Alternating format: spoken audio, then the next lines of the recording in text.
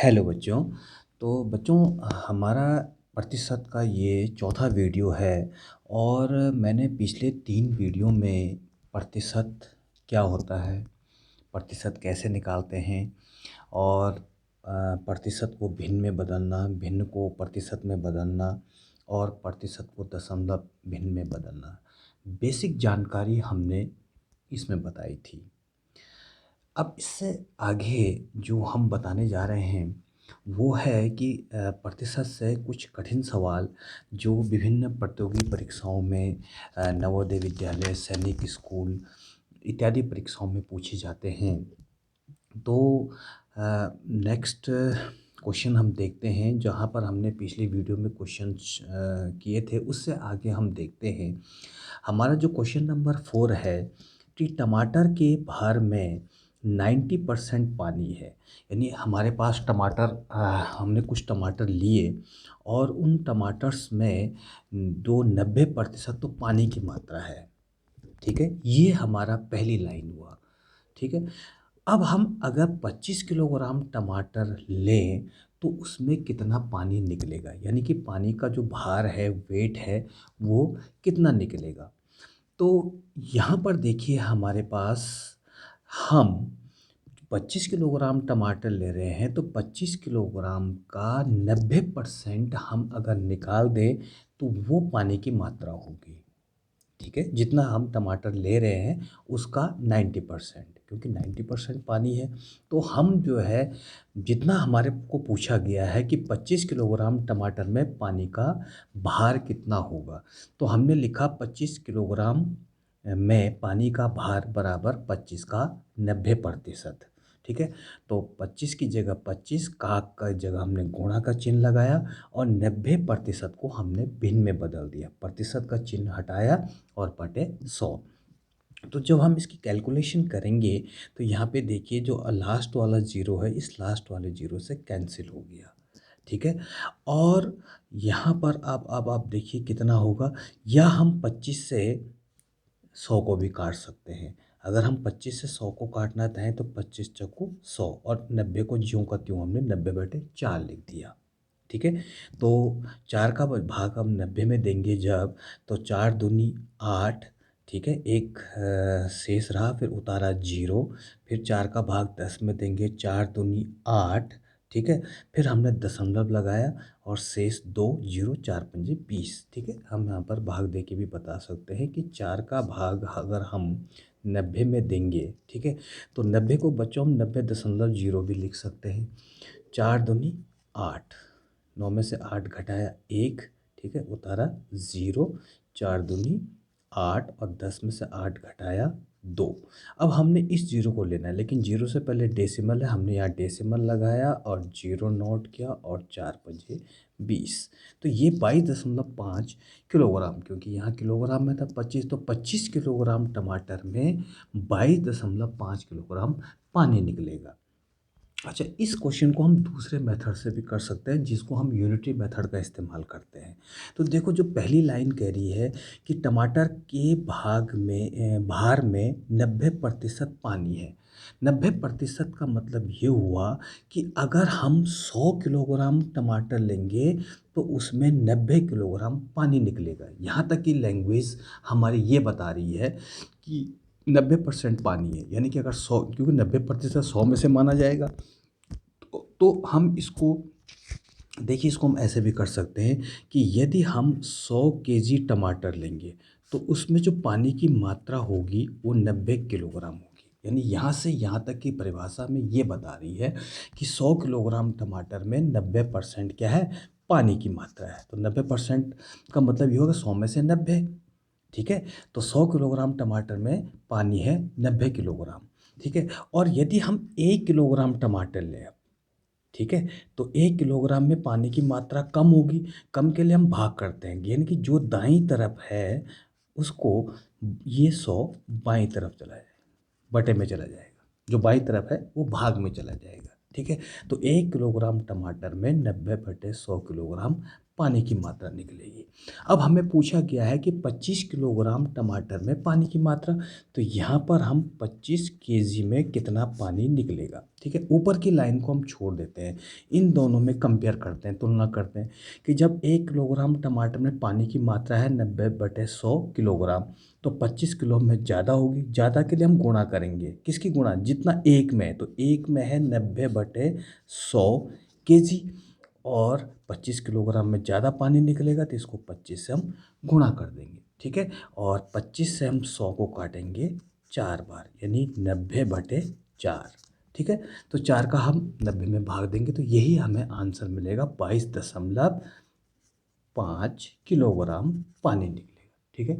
तो दो मेथड से हमने इस सवाल को कर दिया है, ठीक है। आपका समझ में जो है जिस मेथड से आता परीक्षा में उस मेथड से कर देते हैं, तो हमारा आंसर हो गया बी। तो आगे बढ़ते हैं, अगले सवाल देखिए। अगला सवाल ये इम्पोर्टेंट सवाल है और इस टाइप के सवाल से परीक्षा में काफ़ी बार पूछे गए हैं। तो इसमें मेन चीज़ है सवाल को समझना। अगर हम सवाल को पूरी तरह समझ जाते हैं तो इस प्रकार के सवाल जो मैं करा रहा हूँ, इस कैटेगरी के सवाल बहुत ईजी पड़ते हैं। तो देखिए सवाल है कि एक विद्यालय में 600 विद्यार्थियों में से, यानी 600 विद्यार्थी उस विद्यालय में पढ़ते हैं, ठीक है। तो उसमें कुछ बॉयज़ भी होंगे और कुछ गर्ल्स भी होंगे। तो 600 विद्यार्थियों में से 240 बालिकाएं, यानी हमारी 240 जो है वो गर्ल्स हैं, ठीक है। अब हमसे प्रश्न पूछा जा रहा है कि विद्यालय में बालकों का प्रतिशत है, ठीक है। विद्यालय में बालकों का प्रतिशत कितना है, तो 600 में से 240 तो बालिकाएं हैं। तो सबसे पहले हम निकालेंगे कि वास्तव में 600 में से जब 240 बालिकाएं हैं तो बालक कितने होंगे, ठीक है। और हमारे पास ये चार उत्तर हैं, इन चार में से एक उत्तर हमारा सही है, ठीक। तो देखते हैं, ठीक है। सवाल आपकी समझ में आ गया। 600 विद्यार्थियों में से 240 गर्ल्स हैं, तो हमें बताना है बॉयज़ की परसेंटेज क्या है, यानी बालकों का प्रतिशत बताना है। तो सबसे पहले तो हमें ये निकालना पड़ेगा कि बालक हैं कितने, ठीक है। तो हमने ऐसा टेबल बनाया, टोटल स्टूडेंट है 600, तो 600 में से बालिकाएं तो होगी हमारे पास 240, तो बालक कितने होंगे, 600 में से 240 घटा दो, ठीक है। तो 600 में से 240 घटाने पे 360 बालक मिले। इन दोनों का टोटल कितना होना चाहिए, 600 होना चाहिए, ठीक। ये तो बालक है। अब ये बालकों का हमें प्रतिशत निकालना है कि उस विद्यालय में जहाँ 600 विद्यार्थी पढ़ते हैं, ठीक है, उसमें बालकों का प्रतिशत क्या है। तो बालक हमारे पास हुए 360, और कितने में से, 600 में से, क्योंकि कुल छात्र संख्या है 600। अब हम इसको भिन्न के रूप में लिख देते हैं कि भिन्न के रूप में, क्योंकि जो पूछा गया है बालकों का प्रतिशत पूछा गया है, तो बालक है 600 में से 360, ठीक है। ये तो बहुत आसान है, यहाँ तक तो हमने जो है सॉरी, तो 600 में से 360 बालक हो गए, ये भिन्न के रूप में हो गया। अब अगर 600 में से 360 हैं तो 100 में से कितने होंगे, क्योंकि प्रतिशत 100 में से निकाला जाता है, ठीक है। तो 100 में से कितने होंगे, तो यहाँ पर देखिए कि जब 360 है 600 में से, तो 360/600 को प्रतिशत में बदलने के लिए अंश को भी 100 से गुणा कर देंगे और हार को भी 100 से गुणा कर देंगे, ठीक है। इस 100 को हम नहीं छेड़ेंगे, इसको एज इट इज लिख दिया हमने ये 100 को। अब इसको सॉल्व करते हैं। देखिए यहाँ पर कई तरीके हैं सॉल्व करने के, ठीक है। एक तरीका तो ये है कि हमने एक जीरो से एक जीरो ये कैंसिल किया, एक जीरो से ये जीरो कैंसिल हुआ, तो ऊपर बचा हमारे पास जो है कितना, 36, ठीक है। और यहाँ पर बचा 10, ठीक है। इसको और इजी में करने के लिए हमारे पास देखिए 360/600 गुणा गया 100, और यहाँ पर भी बटे 100। इस दोनों जीरो से ये दोनों जीरो कैंसिल हो गए, ठीक है। इस 100 को हमने ज्यों का त्यों लिखना है, तो इस 100 को हम ज्यों का त्यों लिख देंगे, 100 को 100। अब 6 से हमने 36 को काटना है, तो 6 छक्का 36 और 0 को 0, तो हमारा आंसर आया 60/100। यानी कि विद्यालय में अगर 600 में से 360 बॉयज़ हैं तो 100 में से सिर्फ 60 रहेंगे। ठीक है, और 60/100 को हम लिख सकते हैं 60%। ठीक है, ये बालकों का प्रतिशत हो गया। अगर हमसे इसी क्वेश्चन में देखो, इस क्वेश्चन को कई तरीके से पूछा जा सकता है।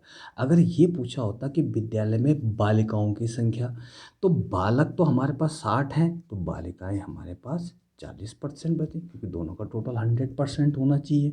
ठीक है, अगर हमें यहाँ पर इस सवाल में देखिए, यहाँ पर बालकों की जगह बालिकाओं का प्रतिशत निकालना होता, ठीक है, तब हमें इस माइनस को करने की ज़रूरत नहीं थी। ठीक है, हम यहाँ से डायरेक्ट कर लेते कि भाई विद्यालय में 240 तो हमारे पास बालिकाएं हैं, और कितने में से 600 में से, ये तो भिन्न के रूप में हो गया। हम क्या करने जा रहे हैं, बालिकाओं की प्रतिशत निकालने जा रहे हैं। ठीक है, तो यहाँ पर देखिए अब 240 बटे 600 गुणा गया 100, अंश को भी 100 से गुणा किया, हर को भी 100 से गुणा किया। यहाँ पर 2 जीरो से ये 2 जीरो कैंसिल हो गए, और 6 का भाग दिया 240 में, 6 चौको 24, 6 जीरो का 0, तो हमारा आया 40/100, यानी 100 में से 40, यानी कि 40%। 40% हमारी बालिकाएं होंगी। तो इस टाइप के सवाल बहुत पूछे जाते हैं। ठीक है, यहाँ पर देखो, ये यहाँ तक के बाद हमसे ये भी पूछा जा सकता है कि विद्यालय में बालकों की संख्या कितनी है। ठीक, तो उत्तर होगा हमारा 360। विद्यालय में बालकों का प्रतिशत कितना होगा, वो भी हमने निकाल दिया 60%। विद्यालय में बालिकाओं का प्रतिशत कितना होगा, वो भी हमने निकाल दिया। तो कहने का मतलब है कि एक एक सवाल को 3 तरीके से पूछा जा सकता है। ठीक है, तो मैं समझता हूँ अब इसका आंसर इस हिसाब से, जिस हिसाब से हमें ये बालकों का प्रतिशत पूछा गया था, तो 60%। ठीक है, अब अगले सवाल को देखते हैं।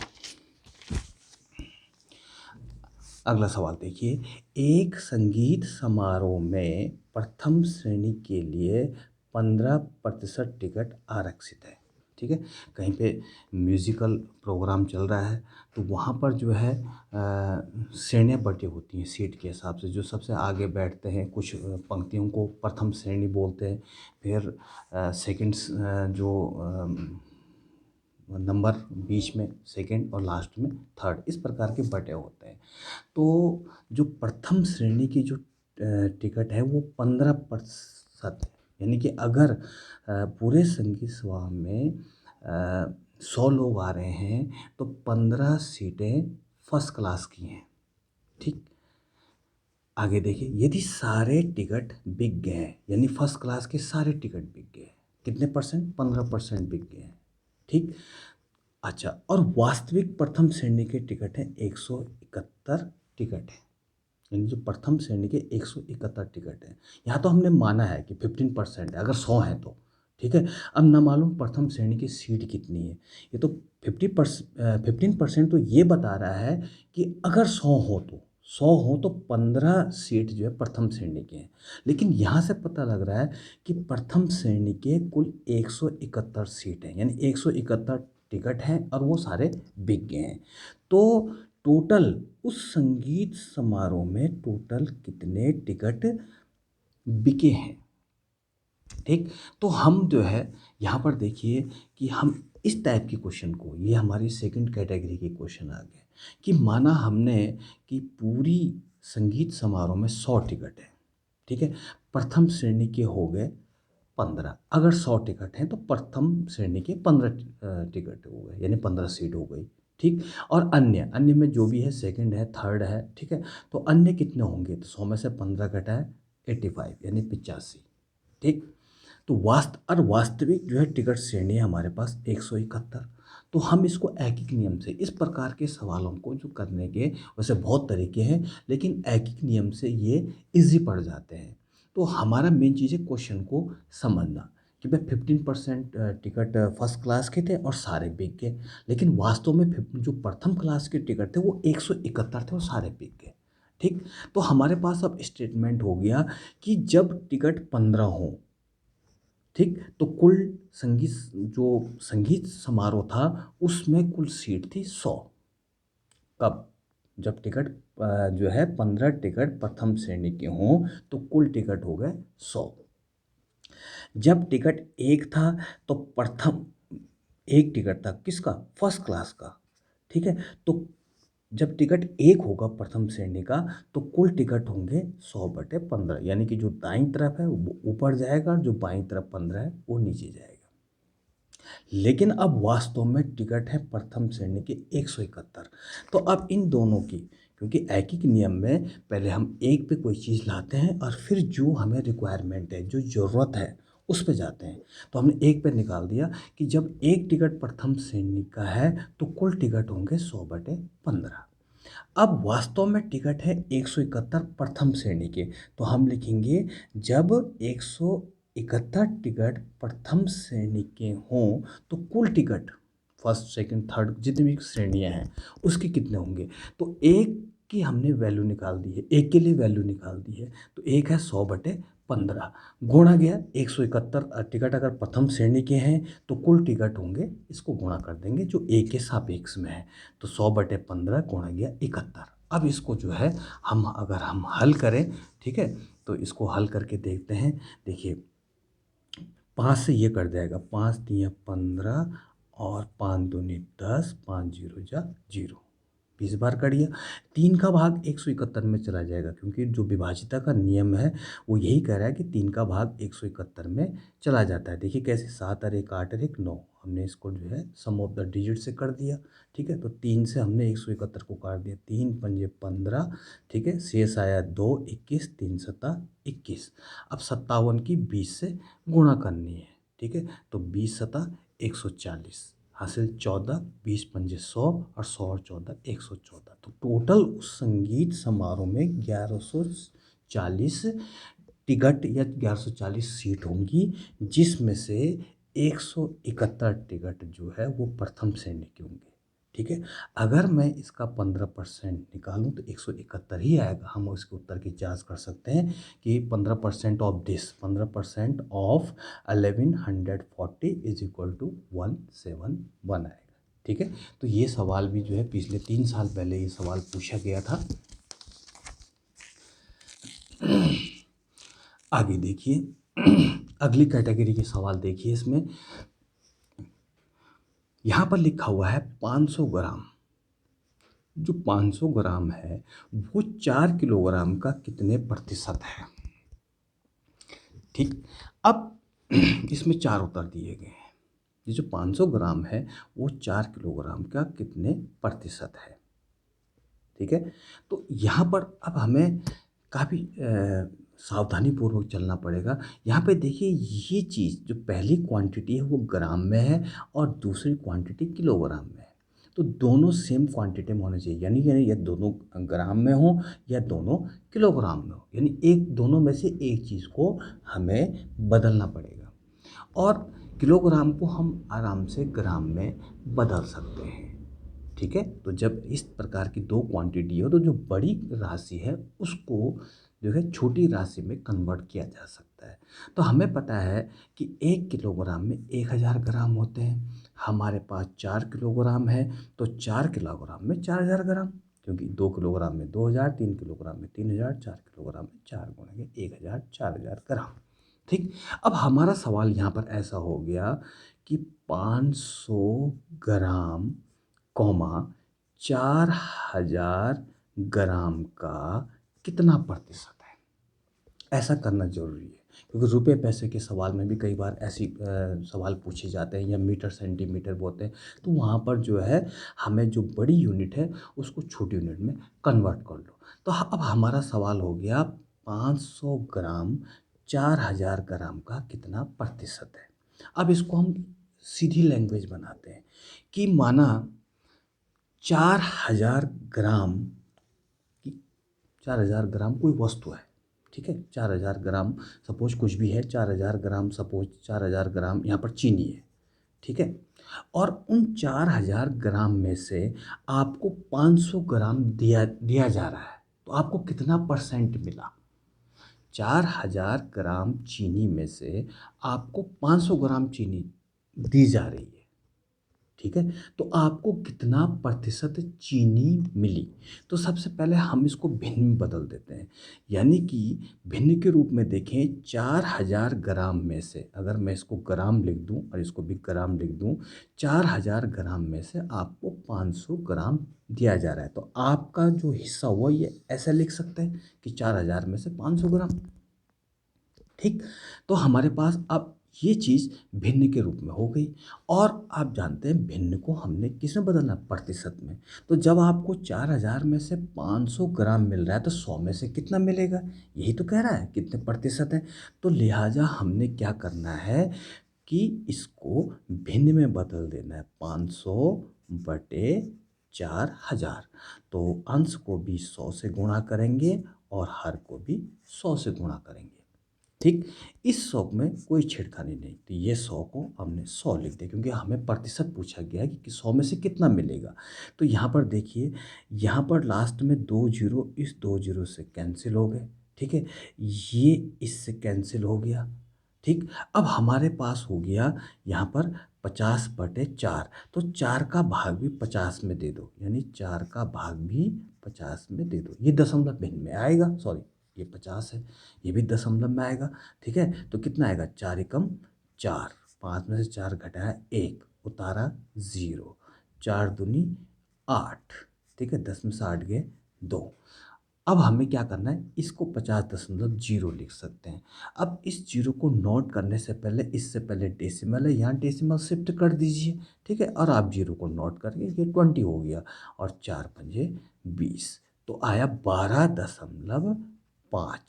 12.5 बटे 100, यानी 100 में से 12.5। अब इसको प्रतिशत में बदलना कितना ईजी हो गया, इसको लिख सकते हैं 12.5 प्रतिशत, ठीक है। तो अब आपकी आपकी दिमाग में ये बैठ गया होगा कि एक तो किलोग्राम को ग्राम में बदलना है, ठीक है। अब इसकी लैंग्वेज ये है कि 4000 ग्राम में से आपको अगर 500 ग्राम दिया जा रहा है तो आपको कितना प्रतिशत मिला? तो पहले इसको भिन्न में बदल दो, 500 ग्राम बटे 4000 ग्राम, और उसको प्रतिशत में बदल देंगे, ठीक है। क्योंकि भिन्न में तो ये बता रहा है कि 4000 में से 500 हिस्से मिला, भाई 100 में से कितना मिलेगा, ठीक है। तो 100 में से निकालने के लिए हमने इसको प्रतिशत में बदल दिया, और भिन्न को प्रतिशत में। ये मैं जो हमारा दूसरा वीडियो है उसमें मैं आपको काफ़ी डिटेल में बता चुका हूँ, ठीक है। तो ये कितना होगा? 500 ग्राम 4 किलोग्राम का 12.5 प्रतिशत होगा, ठीक है। तो जो यहाँ आज हमने जो है बच्चों 3 कैटेगरी के क्वेश्चंस किए हैं, और इस टाइप की क्वेश्चंस ये परीक्षा में इसी टाइप के प्रश्न पूछे जाते हैं। तो मुझे उम्मीद है कि जो आज मैंने आपको 3 कैटेगरी के सवाल कराए ये आपकी समझ में आ गए होंगे। तो मिलते हैं हम नेक्स्ट वीडियो में प्रतिशत के जो अगला कैटेगरी है कि आगे और किस कैटेगरी के सवाल पूछे जाते हैं। तो इंतज़ार कीजिए अगले वीडियो का।